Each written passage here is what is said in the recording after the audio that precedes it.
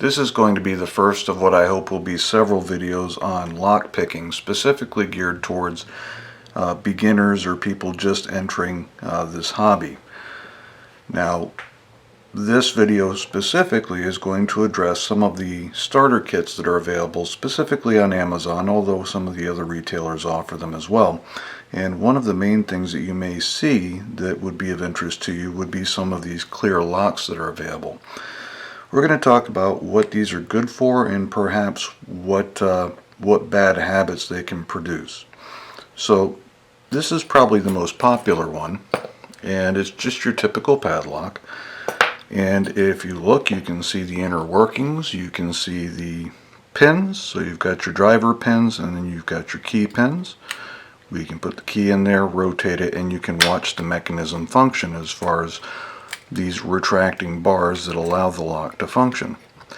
This serves a couple different purposes. Number one, you can see pretty much how the lock itself works. You can see the interaction of the pins with the keys. But what this is not good for is practicing your lock picking skills. It's a good starting point, don't get me wrong, but the problem that you're going to run into with this is it's going to breed some bad habits. The first being the friction that occurs within this lock is not going to mirror or duplicate conventional locks. The friction between these pins and this plastic body is much less than what you encounter inside of a real lock. And as a result, you're going to become acclimated to that. The other problem that you're going to run into is the tolerances within these are absolutely horrible. So you can see we have 1, 2, 3, 4, 5, 6 pins. This last pin is there to retain the core.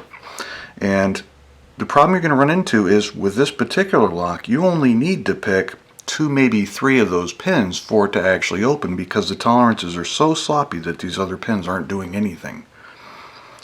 So like I said, it's a good tool for seeing how a lock functions and just kind of getting an idea of how the pins operate, but it's not good to practice your picking skills. A much better lock would be this one in my experience. So with this one, the tolerances tend to be a little bit tighter. You still have the same situation as far as the friction is concerned, but you can again see how the pins function. You actually get 2 locks, one on this side and one on this side with 2 different keys for them. So you actually get 2 for 1 there. And again, because of the much tighter tolerances, this is a much better starting point.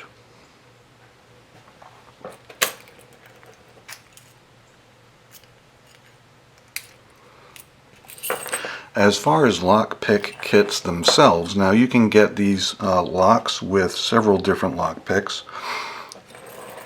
Some of the more common ones would be this one. So it comes in a little pleather carrying case. You can see it's got a riveted handle. Now one thing you'll notice is the pick itself. I've sanded that because there are a lot of sharp edges on there.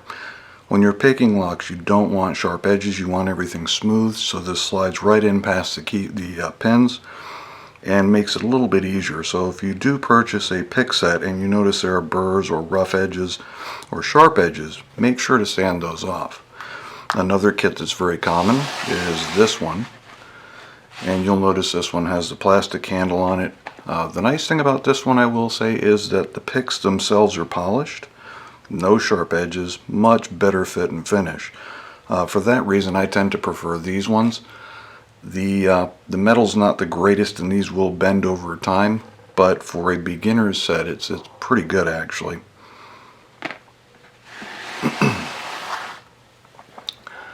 Going back to the locks, something else to bear in mind when it comes to these. Now when you first start picking locks, what you're going to be tempted to do, and there is some reason to do this just as part of the learning process. So we're going to tension the lock, and then we're going to use our pick and we're going to manipulate the pins.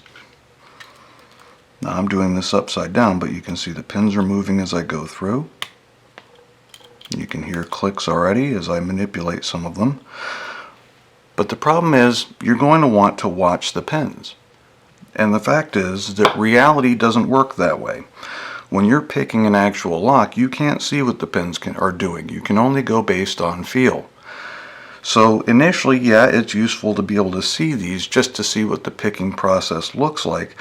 But after that, I would recommend covering up the pins and working that way, because at the end of the day, to successfully pick locks in the wild, you're not going to be able to see what the pins are doing. You're only going to be able to rely on your sense of feel, and developing that is the key component of becoming a good lock picker.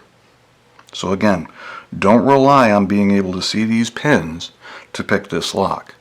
Once you understand how the pins work and how you're manipulating them, cover this, whether it's with this, or if you happen to have this type, they generally come with this piece that covers the pins as well. But regardless, work on your feel. Now, that said, when it comes to picking, this is not what I recommend as a practice lock. This again is good for the visual aspect of it, but as far as picking is concerned, outside of, okay, where do I put the pick, what are the pins doing, that sort of thing, once you get that established, I would recommend something completely different, which I'm going to cover in the next episode. Anyhow, I hope this helps. Again, these have their place, but I wouldn't spend too much time with them as a new lock picker. Take care.